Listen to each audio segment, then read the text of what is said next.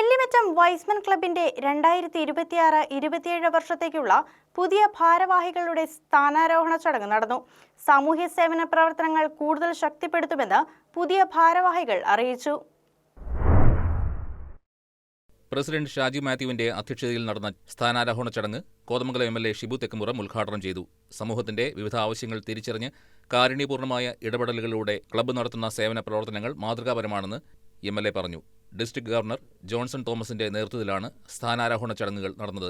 പുതിയ ഭാരവാഹികളായി ലിസി ചെറുകാട്ട് പ്രസിഡന്റായും സോളി ഷാജി സെക്രട്ടറിയായും മീര ടോണി ട്രഷററായും ചുമതലയേറ്റു.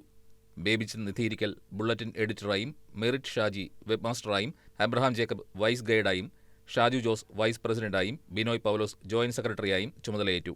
മെൻസ് പ്രസിഡന്റായി ബിന്ദു ജോർജ്, മെൻസ് സെക്രട്ടറിയായി ഷീന ഷാജു, ലിങ്ക്സ് പ്രസിഡന്റായി എൽസ ടോണി, ലിങ്ക്സ് സെക്രട്ടറിയായി മെൽവിൻ ഷാജി എന്നിവരും സ്ഥാനമേറ്റു. മറുപടി പ്രസംഗത്തിൽ മുൻകാല സേവന പ്രവർത്തനങ്ങൾ തുടരുന്നതിനോടൊപ്പം സമൂഹത്തിന്റെ ആവശ്യങ്ങൾക്കനുസരിച്ചുള്ള പുതിയ പദ്ധതികൾ നടപ്പിലാക്കി ക്ലബിന്റെ കാരുണ്യ പ്രവർത്തനങ്ങൾ കൂടുതൽ ശക്തമാക്കുമെന്ന് പുതിയ പ്രസിഡന്റ് വ്യക്തമാക്കി.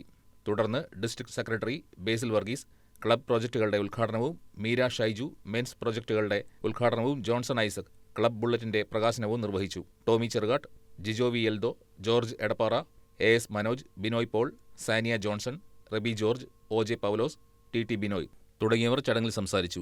News desk KCV news.